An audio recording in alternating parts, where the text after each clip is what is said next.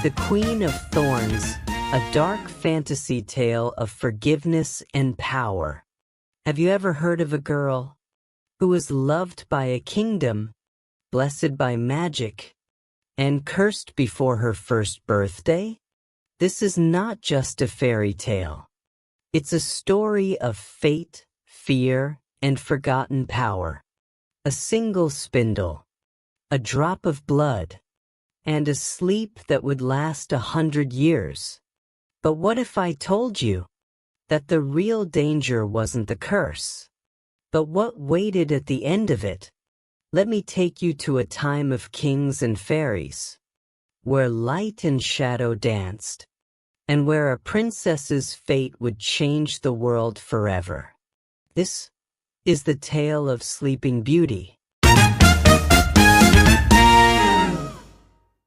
Chapter 1. The Day the Sky Sang. Once upon a time, in a kingdom where rivers shimmered like silver threads and mountains stood like ancient kings, a great joy swept across the land. Bells rang in every tower, flowers bloomed overnight, and birds sang songs no one had heard before.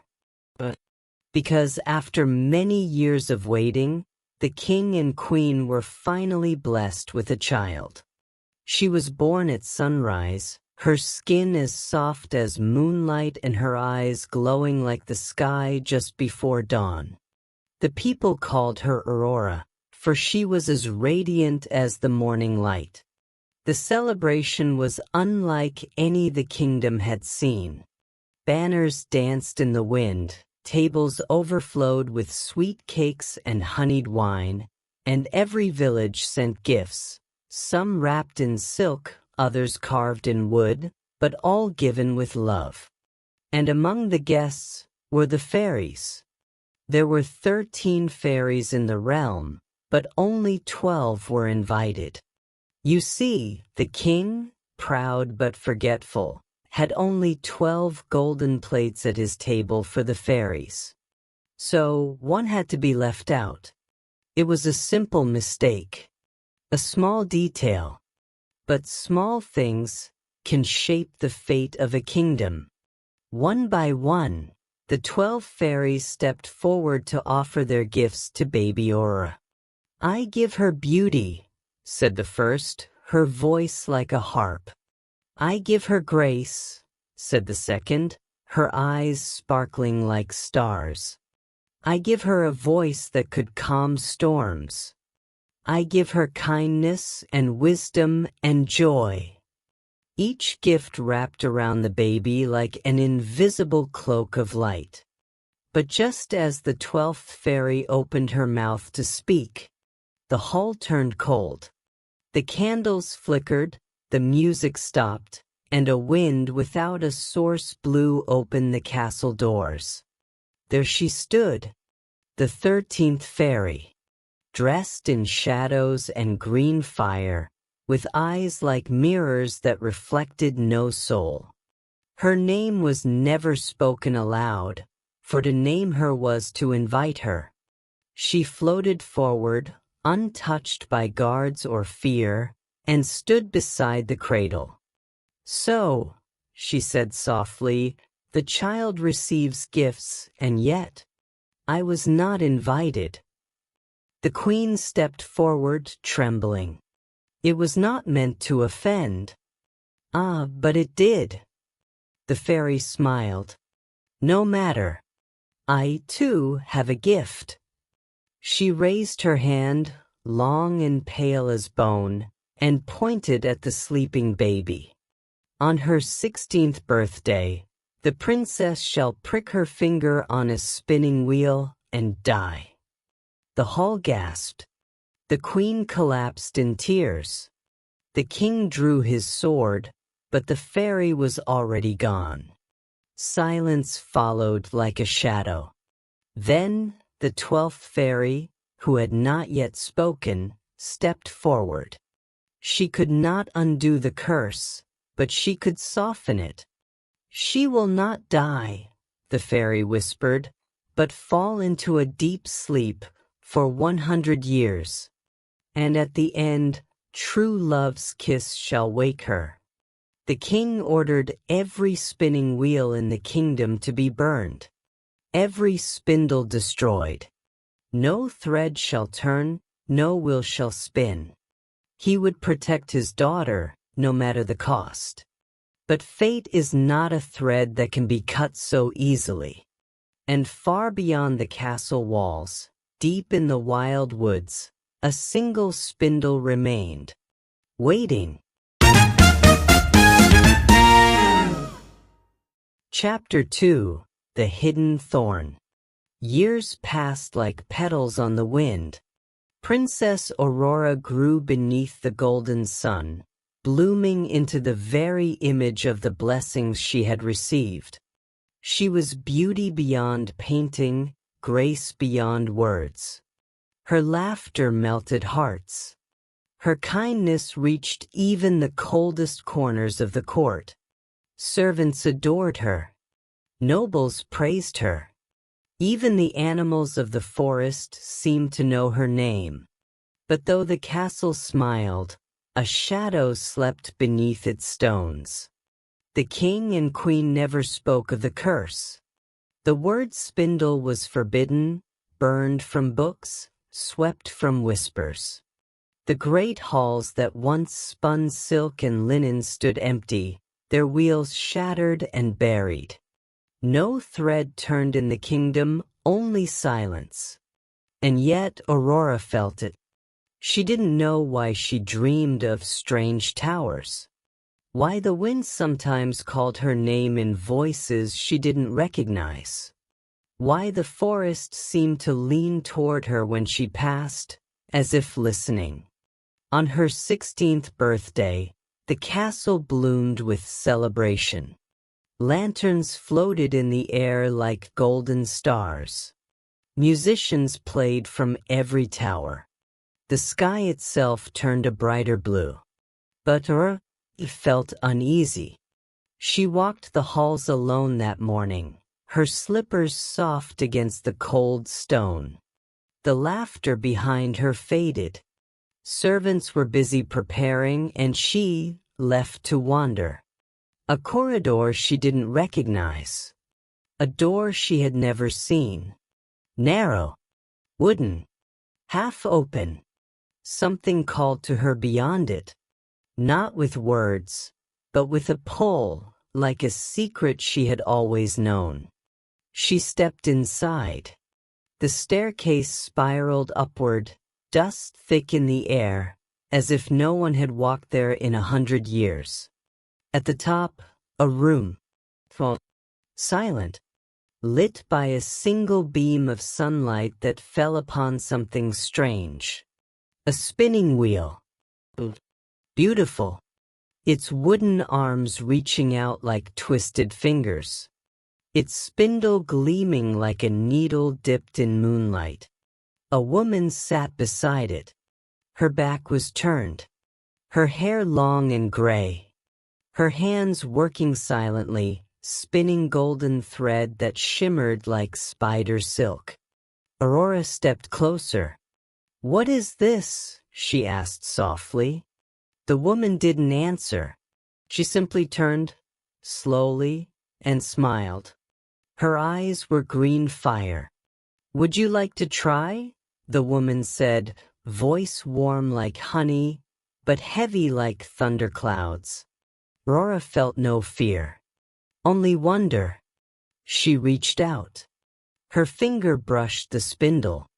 A single drop of blood bloomed like a red rose on her skin. And she fell. Not down, not backward, but inward, like drifting into the deepest part of a dream. The woman vanished. The wheel stilled. And across the castle, time stopped. The king froze mid-step. The queen dropped her goblet. The court musicians fell silent, their instruments slipping from their hands. Birds hung in the air like paintings. Flames paused in the fireplace. The curse had taken hold. But the 12th fairy had not forgotten. As Aurora lay upon a velvet bed, her breath slow and soft, the fairy returned.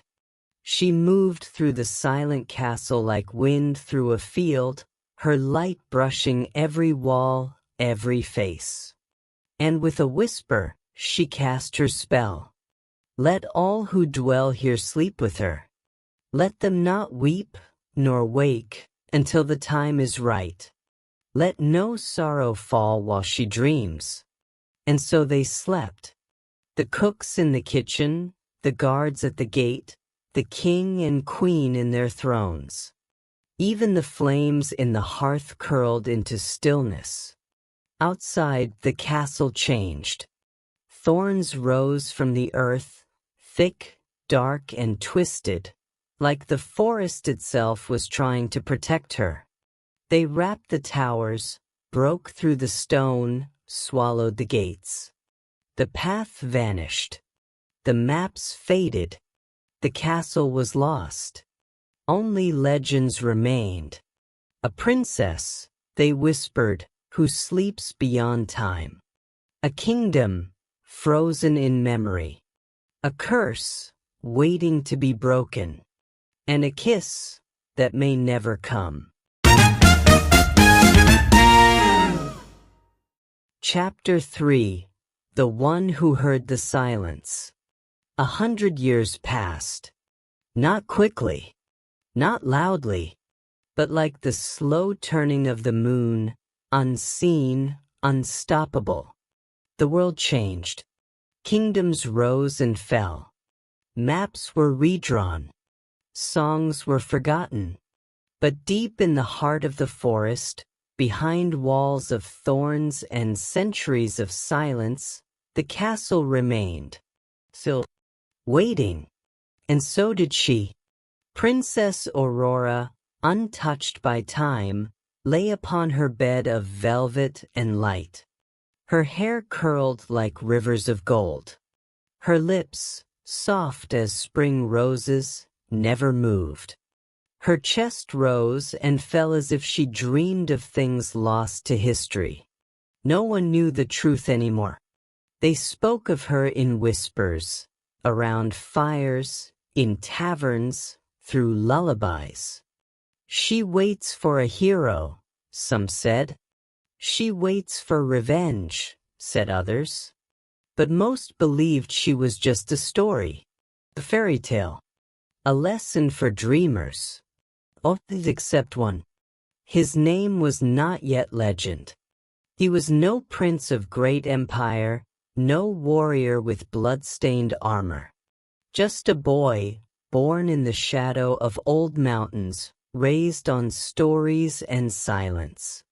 His mother sang the old tales. His father told him the truth. And the boy listened. More than that, he believed. As he grew, so did the forest in his mind. He could see it behind his eyelids when he slept. A sea of brambles. A castle asleep. A girl made of sunlight and sorrow. No one believed him. But the silence called him. And one morning, just after his 20th birthday, he packed a satchel with bread, a blade, and a book of legends, and walked into the woods. At first, the trees welcomed him. Soft winds, singing birds, a path of dappled light. But the deeper he went, the quieter it became. Birdsong turned to stillness. Leaves stopped moving. The sun grew pale. Even the air changed, thick and slow, like breathing through fog. And then he saw them, the thorns. They rose from the earth like black serpents, curling and twisting toward the sky, thorns long as daggers, their tips stained with age. No path through. No way around. He touched one. It hissed. Drew a line of red across his palm. But he did not run. He drew his blade. And he began to cut. One thorn. Then two. Then 20. Each slash echoed like a shout in a dead cathedral. The vines fought back, coiling, slashing, whispering. His arms bled. His breath shortened. But still he pushed forward. Hour by hour. Day by day. At last, after 3 days of silence and pain, he reached the heart. There it stood. The castle. Silent. Sleeping. Draped in vines and ghostly flowers. Its towers crumbled in places, but its gates still held, wrapped in thorn and dust. He passed through. No guards. No voices. Just the slow creak of time. Inside, he found a kingdom frozen in motion, courtiers asleep mid-bow, servants paused mid-step, a queen's tears still shimmering on her cheek. And at the end of a golden hallway, behind a door that opened with a breath, she lay, just as the story said. He stepped closer, his heart a drumbeat in the stillness. She didn't move, didn't flinch. Her beauty made the air ache. He reached for her hand. It was warm. And in that moment he knew. This was not just a tale. This was not a dream. This was her. He bent down. His lips touched hers. And the world broke open. Chapter 4. When the world woke. The kiss was not magic. It was memory. It was the echo of a promise made long before either of them were born. It was the closing of a circle that had waited 100 years to be complete. And when their lips touched, the castle remembered. The air trembled. The dust began to fall upward, back into the cracks of time. The candles flared. The vines recoiled like snakes burned by sunlight. And Princess Aurora's eyes opened. Not slowly, not in confusion, but as if she had never closed them. She sat up. The boy stepped back, startled by her sudden breath, the fire in her gaze. Her golden hair shimmered like sunrise on water. Her heartbeat filled the room. She looked around, then met his eyes. "You found me," she said, as if she had always known someone would. "I think I did," he replied. They stared at each other in silence, the air still humming with ancient spells. And then, far below, a spoon clattered to the ground. Life returned like thunder. Across the castle, people gasped, blinked, moved for the first time in a century. The cooks shrieked. The guards stumbled. The king and queen awoke in each other's arms, confused but alive. Birds sang once more. Fires danced in the hearths. The curse was gone. Aurora stood, her legs steady as if time had simply paused for a breath. "Who are you?" she asked, her voice quiet but certain. "I'm no one special," the boy said. "Just someone who believed the story." She smiled. "Sometimes, that's the most powerful thing of all." He helped her down the marble steps, where petals now drifted from the ceiling as if the castle itself wept with joy. When the king and queen saw their daughter, they ran to her, clutching her like a miracle, their tears washing away the weight of years. They asked 1,000 questions, but Aurora had only one answer. "I was never lost. I was waiting." The boy stood at a distance, unsure of his place in this ancient dream come true. But the queen turned to him. "You saved her," she said. He shook his head. "No, she was always saving herself. I just listened." That night, The castle held a feast greater than any the world had seen. Musicians played instruments long thought silent. Banners waved with colors not seen in 100 years. Old wines flowed like rivers. Laughter echoed from tower to tower.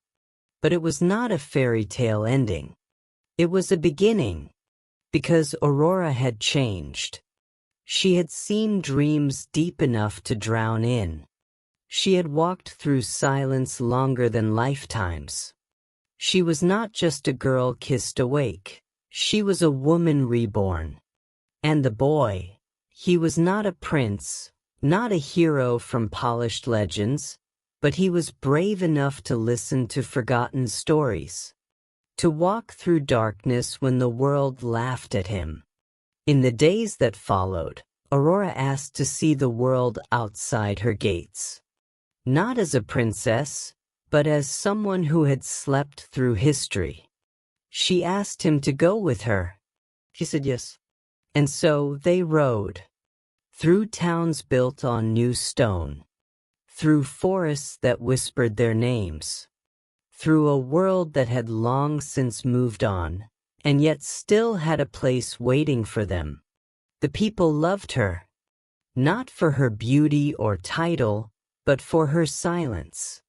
For her deep, knowing eyes.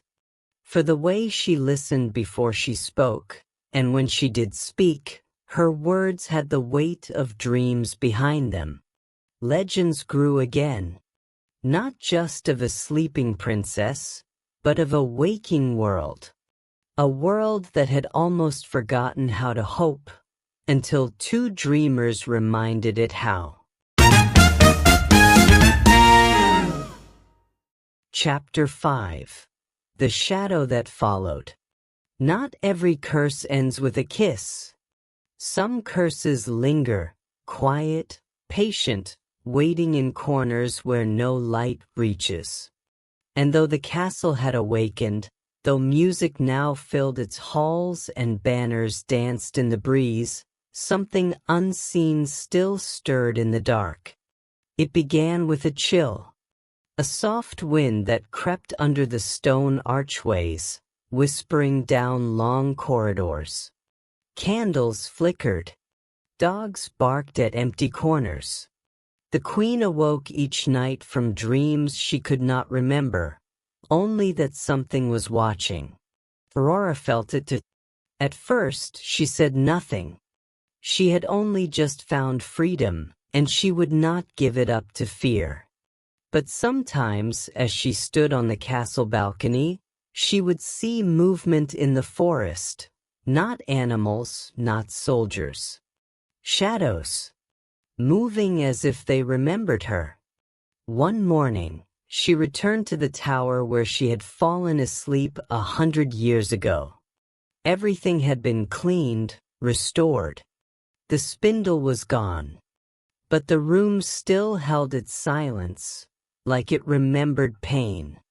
She placed her hand on the windowsill. It was cold, and then she heard it. A voice, barely louder than breath. "You may have woken, child, but the story is not finished." She turned. No one was there. But the mirror on the wall, ancient and cracked, had misted. And in the mist, for a split second, she saw eyes. Burning green. Familiar. The boy, whose name was Elias, found her sitting in the garden that evening, her expression unreadable. "You've seen something," he said. She nodded slowly. "She's not gone." "Who?" "Malvera," she whispered. That name had not been spoken in over a century. Not since the cursed day the sorceress placed Aurora into sleep. "But we broke the curse," Elias said. "No. We paused it." Aurora stood, her voice steady. "She didn't die. She waited. Just like I did." They spoke to the royal council.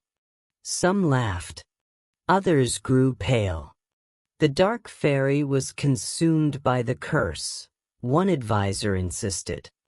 Her magic unraveled when you awoke. But Aurora shook her head. Then why does the castle feel like it's watching me? Why does the forest grow thicker every night? That night, she returned to the tower with Elias at her side. They searched the room.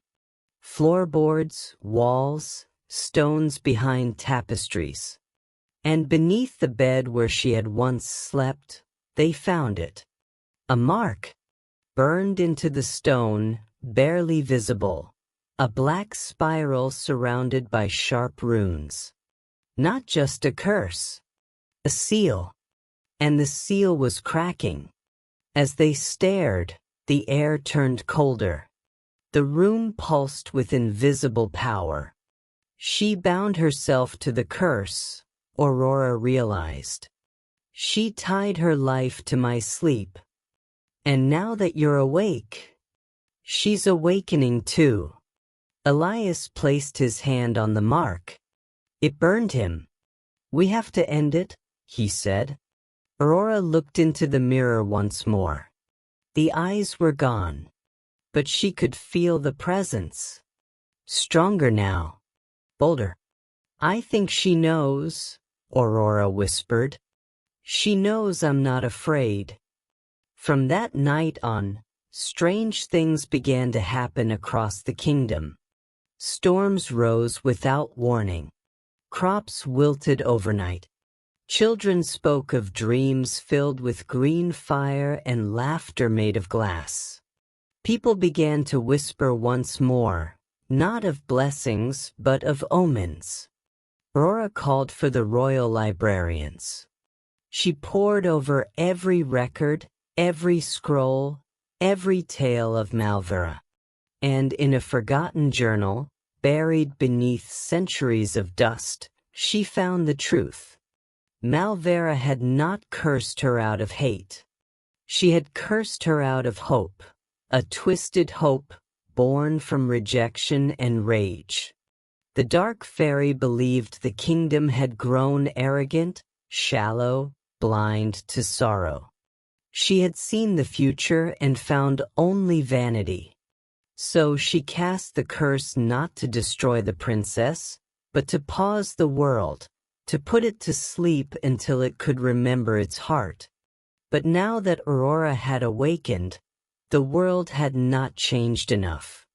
And Malvera would not let it go. Aurora closed the book. She wanted us to learn, she said quietly. Elias looked at her. And did we? Aurora didn't answer, but her eyes were clear.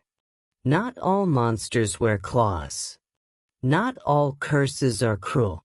Sometimes they are mirrors, showing us what we've refused to see. And if Malvera was rising again, then so must Aurora. Not as a girl waiting for rescue, but as a queen ready to face the shadow herself. Chapter 6. The Queen of Thorns. Aurora stood at the edge of the forest, her gown brushing against the earth like falling petals. The trees before her were not the same as the ones she had wandered through with Elias. These trees whispered her name in ancient tongues, their roots curling like claws, their branches hung with mist. This was not a place for dreams. It was a place for reckoning. She's in there, Aurora said. Elias stepped forward. Then we go together. She shook her head gently. No, I was the one cursed. I'm the one who must finish it. Elias frowned. You don't have to prove anything. I'm not proving. I'm choosing. He wanted to argue, but he saw the steel in her gaze, the same strength that had survived 100 years of silence. He nodded. She stepped into the forest. The world changed. No birdsong. No wind. Only breath and heartbeat and memory. The further she walked, the older the world seemed. Vines grew like veins across the trees. Faces appeared in bark. She passed stone ruins shaped like thrones, and bones of beasts long vanished.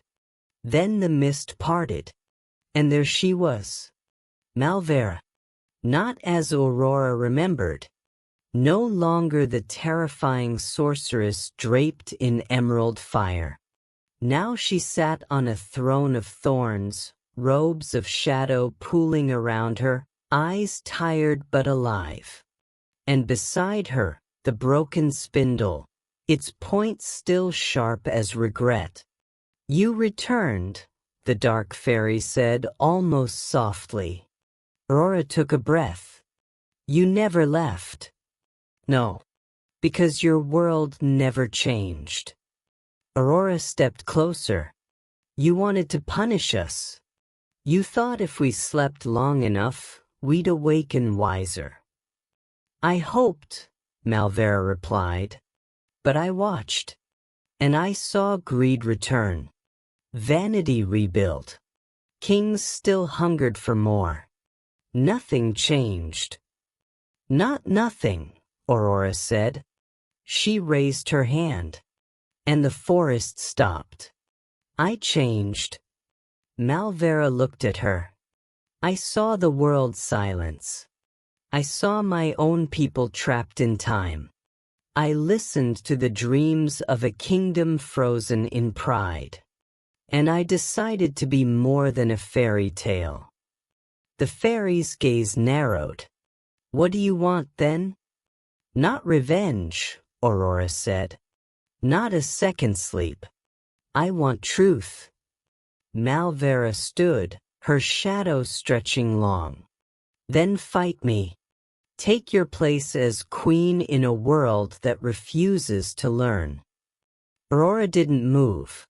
"That's not my crown to wear. I don't want a kingdom of ashes." The air thickened. The ground cracked. Thorns rose from the earth, circling Aurora like serpents. But she raised her voice. "I forgive you." Malvera froze. "I forgive you," Aurora repeated, stronger now. "Not because you were right, but because I won't carry your pain anymore." The thorns stopped. "I've seen how sorrow poisons magic, how wounds become weapons. But I won't live in fear of what hurt me. I will rule, awake, clear, and with mercy." Malvera trembled. Her magic faltered. "No one ever forgave me," she whispered. "Not once." "I just did," said Aurora. The forest exhaled. The vines withered. The fog lifted. The sky above shimmered with gold. Malvera fell to her knees, the thorns retreating. Aurora knelt beside her. "You don't have to vanish. You can begin again." The dark fairy looked up with tears that turned to dew. And then, slowly, she faded, not into death, but into light. Her shape dissolved into petals that swirled around Aurora like a blessing. Aurora stood alone in the clearing. But she no longer felt alone. She walked back through the forest, and each step restored the world. Flowers bloomed where shadows had fallen, rivers ran where silence once ruled. Elias met her at the edge of the trees. "You did it," he said. She smiled, not the smile of a rescued girl, but of a woman who had faced the darkness and chosen light. "No," she said. "We all did." Back at the castle, the bells rang. Not for a wedding, not for a coronation, but for a new day. Princess Aurora was no longer just the girl who slept. She became the queen who remembered, the queen who forgave. And from that day forward, The kingdom never again mocked old stories. They told them with reverence. Because some tales don't end with a kiss. They end with awakening.